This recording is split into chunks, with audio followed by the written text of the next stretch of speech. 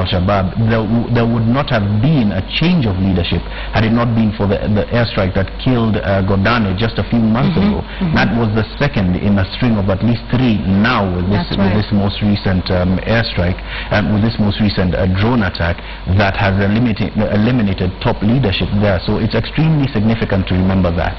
With respect to cooperation between the Kenya Defense Forces under the wing of under the hat of AMISOM and the U.S. and the U.S. government and the military, that sort of cooperation has to be able to happen and happen smoothly within a field of conflict. Okay. All right. We'll come back and talk about a little bit more about AMISOM and Al-Shabaab. I'd like us to talk about this allegiance to ISIS in a moment, but let's hear from the U.S. President Barack Obama, who spoke regarding his visit in Kenya and said it will focus on encouraging democracy and reducing corruption. He spoke at a White House press briefing yesterday, where he also spoke a little bit about the counterterrorism efforts between Kenya and the U.S. With respect to the visit to Kenya, it's obviously something I'm looking forward to. I'll be honest with you, visiting Kenya as a private citizen is probably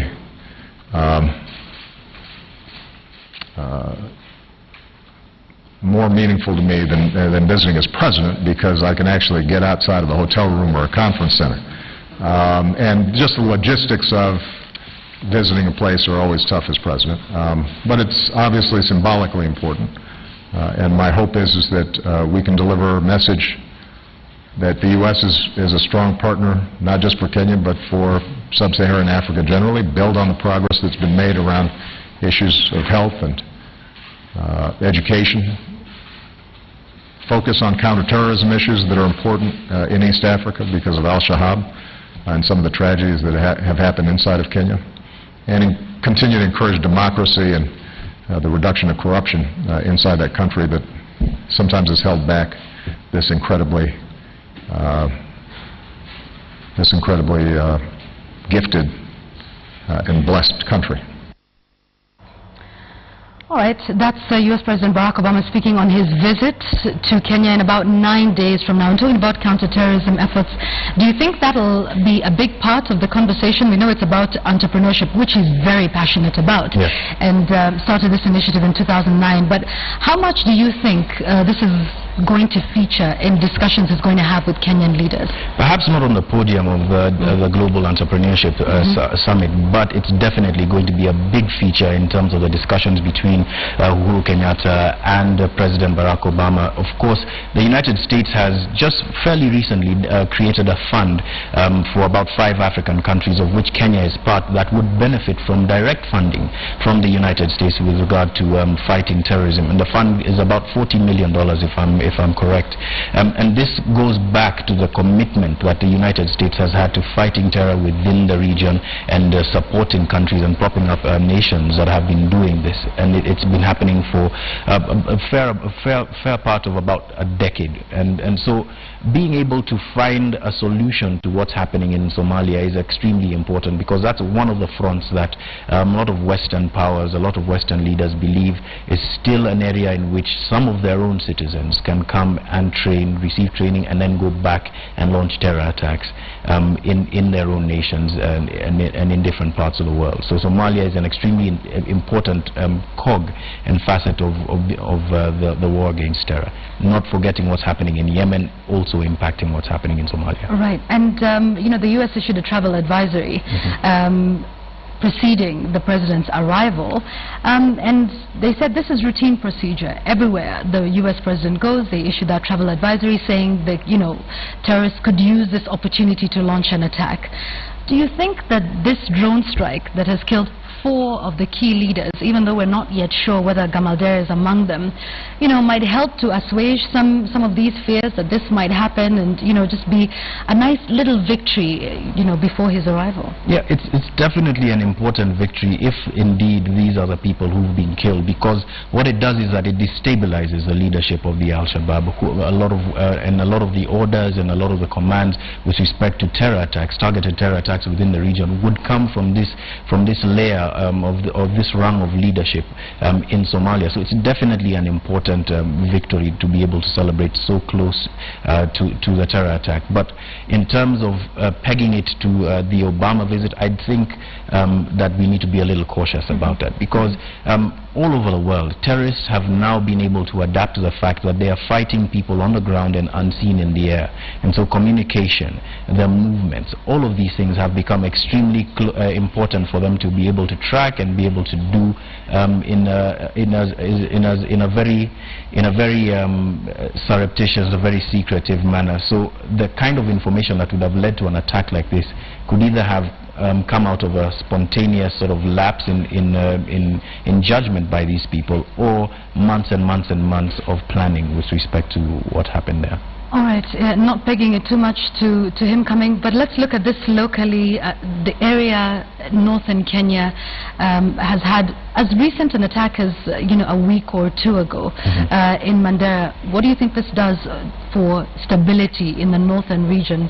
And people saying, well, we don't want to go back, especially with the construction workers, who are yet to be buried. And they went back and they were told it would be safe and secure, and then another attack happened.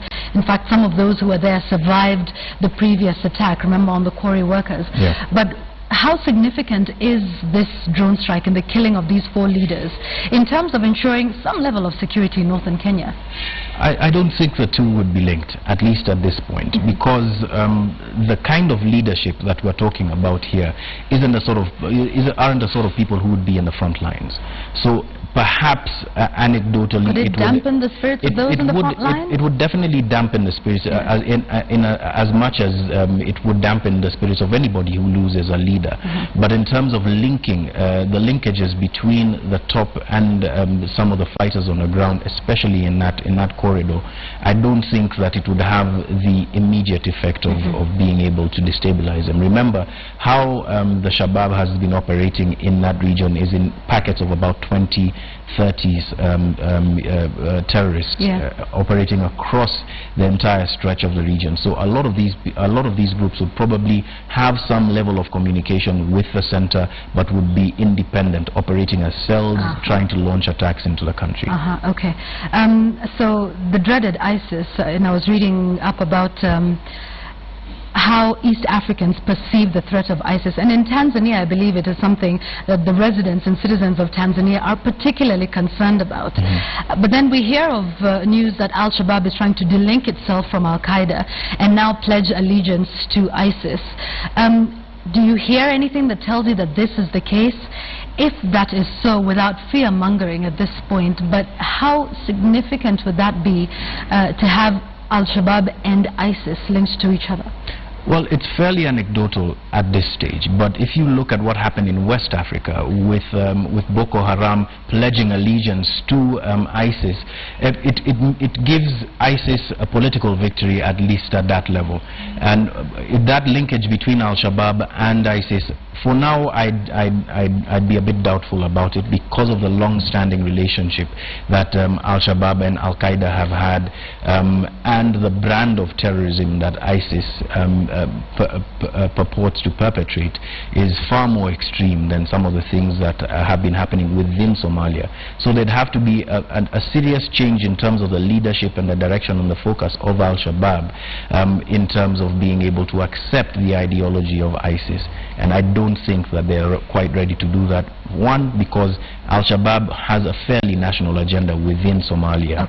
And secondly, perhaps this would be true of some of the foreign fighters, some of the Kenyan fighters who do not have that kind of allegiance to a nationalist agenda. All right, so the two of them very different in their ideology, in their execution of that ideology. So at this point, some good news, at least from you with your understanding of the region, that we might not see the push for a caliphate in this area? At least for now. I do not think that the kind of caliphate that ISIS is talking about is the kind of caliphate that Al-Shabaab envisages, not in the near term at least. All right, that's stay with me, John. John Alanamo, who's our special projects editor right here. We're analyzing and taking a look at the significance of the drone strike that took place at 2 a.m. Now, earlier we spoke to governance analyst Javas. No, that is actually what will be coming up a little later. Oh yes, no, we did speak to him about the travel alert, to the U.S. and what he had to say. So let's listen into that, and we'll get Andrew Franklin in on the line in just a short while. Which itself is an endorsement of the environment itself against which they are being advised. And while we appreciate the remarks that it's a question of Americans being possible targets, but you see, the summit itself is attracting global figures, including President Obama himself. And just issuing a travel advisory to Americans alone itself, leaves some bad taste in the mouth, knowing the significance of such a global entrepreneurship summit, what it means globally, what it means to the continent and all over the world, especially in respect to matters alleviating poverty. So I think it's something that even Americans themselves, the citizens of that continent, should take with a pinch of salt, that such an advisory is being given when the world itself will be shifting attention on the Kenyan soil.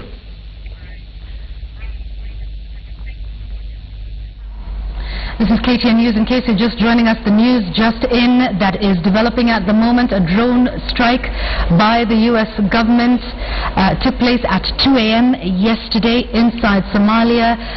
The mastermind the person who's believed to be the mastermind of the Garissa University attack, Mohammed Kuna, also known as Gamal Dere, may have been killed in that drone attack that took place.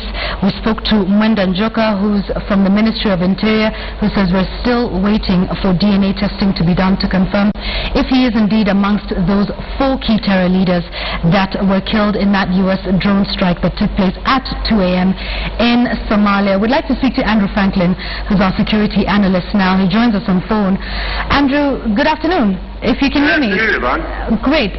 Give us your response to this attack that took place, particularly because you have been talking about the President's visit from the U.S. and the terror attacks, and you said they would be ratcheted up in anticipation of his coming, but now we hear of this drone attack. What are your thoughts?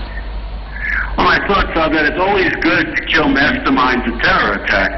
On the other hand, any plans that are afoot are already afoot. In other words, the plan for terrorist attacks to derail Obama's visit began as soon as the dates for this trip were confirmed. In other words, in early May, the U.S. government confirmed that Obama would be visiting. It will be from 24 to 26 July 2015. Shortly thereafter, we saw a very radical upsurge in Al-Shabab attacks, occupation of villages, and the like. Now, I think that if this is a mastermind of the Garissa University attack, the Garissa University attack would have been in preparation for any number of months, and I would suggest that any preparations to derail the Obama visit by launching attacks in and around Nairobi were set into preparation was done as soon as it was announced, and the preparations are well underway. So you still believe that there would be attacks that we would see in the next 9 days, and that this perhaps doesn't do anything to allay some of those fears? I don't think it makes any difference killing Al-Shabab leaders at this point in time. If there are cells, if there are people already moving to execute attacks. All right, okay, so let's get into a number of issues, and you've talked about the travel advisory that was issued by the U.S. State Department in regards to Obama's visit, but you say it is disingenuous to pretend that such an advisory would have been issued in the absence of a U.S. presidential visit. Yes, I said that because, in effect, that travel advisory is telling U.S. citizens to stay inside. Do not go to shopping malls, do not go to restaurants such as Java's, Mediterranean's, and the like. In other words, not to become targets at a time when Al-Shabaab will be looking to embarrass the government of Kenya, to demonstrate that the government of Kenya does not control the security situation, and to cause Obama either to not arrive or to perhaps leave in a hurry. All right, Andrew, what would be so wrong with that? Wouldn't that be for the good of the citizens to just beware in the event of an imminent attack? This is a typical travel advisory put out by the U.S. Embassy, but whenever there's an election, whenever there is some sort of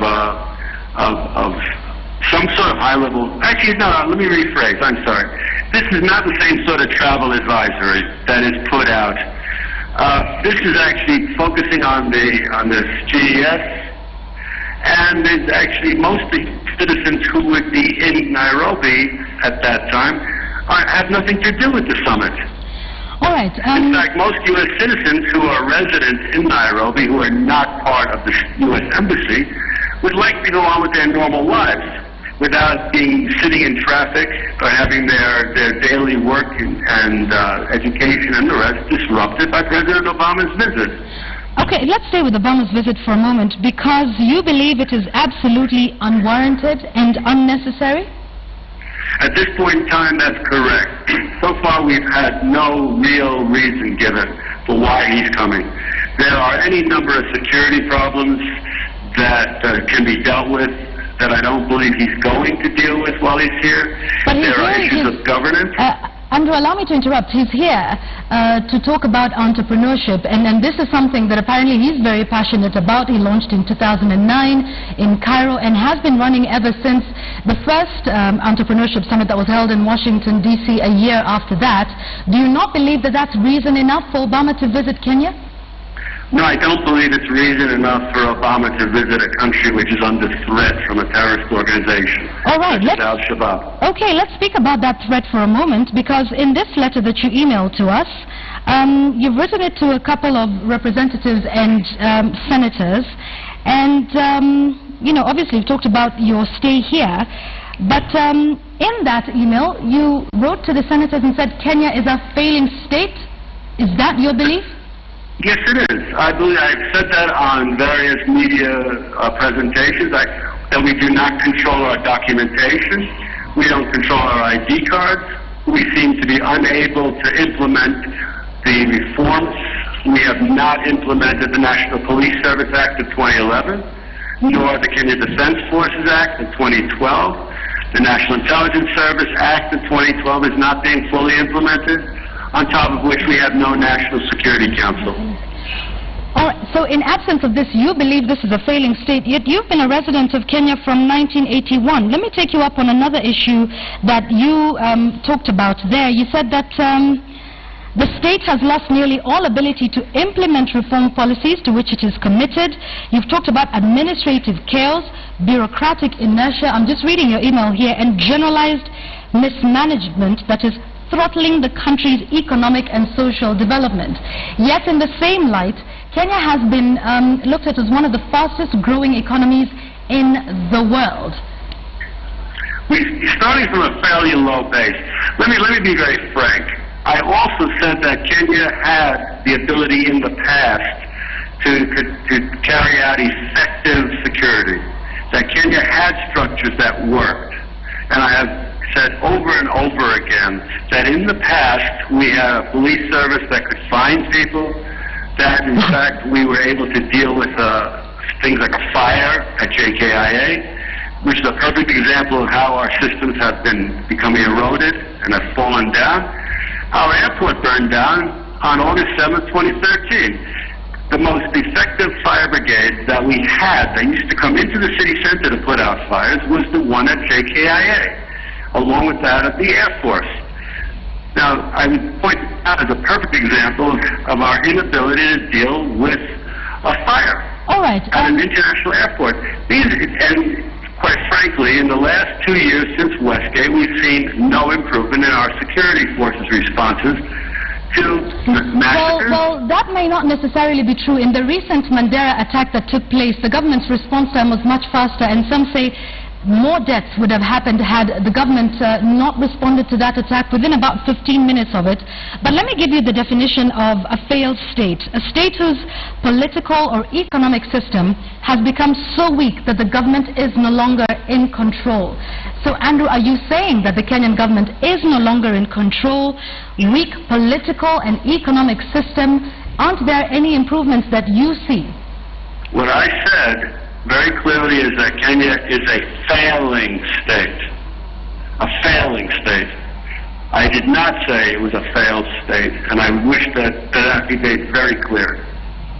I also stated very clearly that Kenya has the ability to defeat Al-Shabab inside its own borders within 3 to 5 years if we stop doing business as usual. If we recognize the existence of an insurgency going on in our 4 frontline counties, we can get a handle on this, and we can defeat.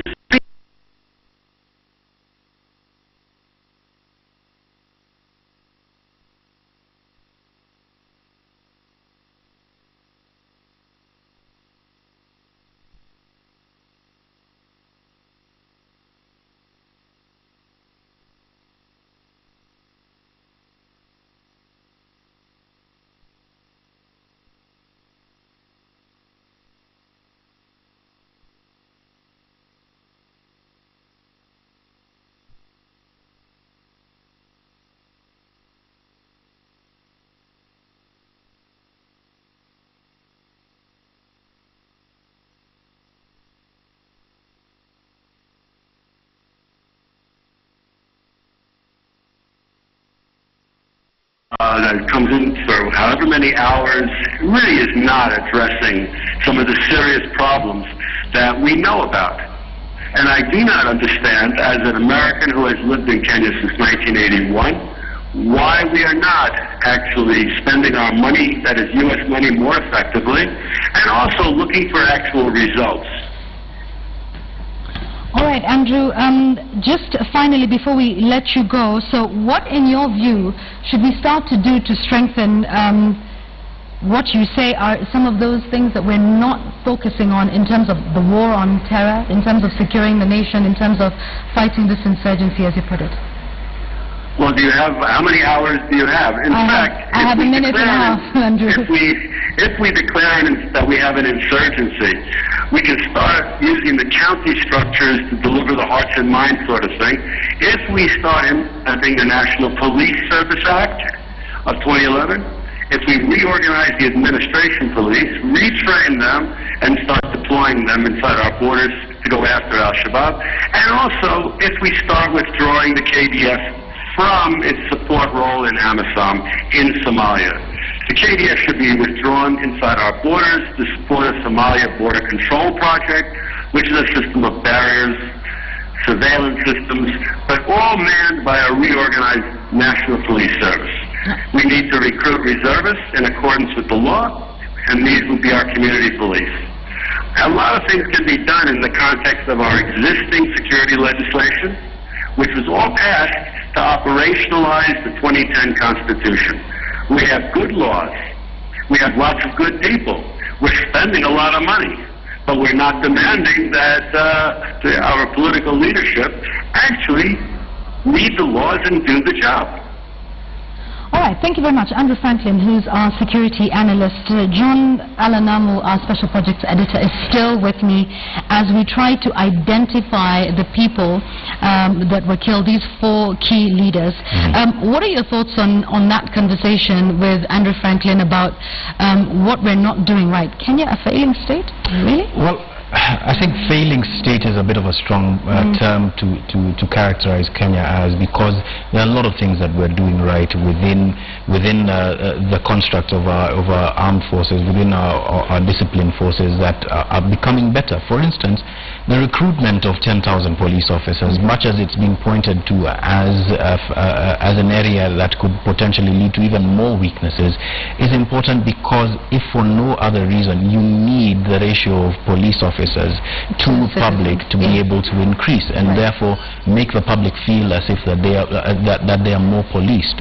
Having said that, there are some things that Andrew said that really hit home with me. One is that we are not implementing a lot of the laws that we have with respect to border control, with respect to reservists, and asking the question about how many reserves are within the KDF itself should an attack be launched on Kenya itself. the impression that a lot of people within security circles get is that because of what's happening in Somalia, we could be potentially overstretched if we open up different fronts, either in Somalia or in another country. And remember, we do live in a very, very unstable region. We have for a long time. So there's a lot of that's happening. But I think one of the things that Andrew doesn't mention that perhaps needs to be mentioned again is the way in which Kenyans inside and Kenya's disciplined forces inside Kenya are fighting the war on terror. Is it leading to more radicalization? Is it giving Al-Shabab on a silver platter reasons to be able to recruit even more people into its ranks? And I'd say here, yes. If you look at a number of people who've gone missing within those 4 counties that Andrew is talking about, as well as Nairobi and Mombasa, then you start to paint a picture of a government that is so intolerant of its inability, or not intolerant rather, or so frustrated by its inability to prosecute things right until the end, that leads them to, in many of these cases, disappear and kill extrajudicially. That gives Al-Shabaab countless ways in which to be able to spin their narratives and actually hands the initiative to them. Giving them the reason to do that. But, you know, when we take a look at how the government is doing that, and you know, you mentioned the extrajudicial killings, what more do we need to be doing, particularly with our exit strategy from Somalia? This is something we've talked about at KTN, and in talking about an exit strategy, everybody believes it's let's withdraw our troops tomorrow. No, that's not it. Talk to us about what a strategy would be like and what that would involve, because everyone thinks it's, you know, let's leave now. Let me talk about it from the point of view of what the United States is doing now, so that people will be able to understand the context of what a strategy means within a theater of conflict. In terms of a strategy to be able to withdraw from an area of conflict or withdraw from an area in which they're engaged, you have to be able to do a number of things. Be able to prop up the disciplined forces leadership within those regions.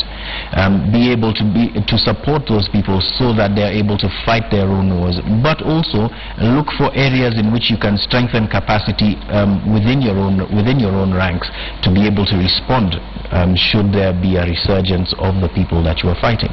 That, I think, is the essence of what Andrew talks about in terms of the border controls, in terms of being able to strengthen KDF's positioning within Kenya. Now, there's a strategy called the authorized use of military force that the United States has been debating for a number of years, and basically what's happening there is that they are trying to reduce their footprint, their military footprint in different theaters of conflict around the world. Has it happened in one day? No, it hasn't. It's happened progressively over time in Afghanistan, in Iraq, in all of the areas that has been confronting terrorists or different kinds of insurgents.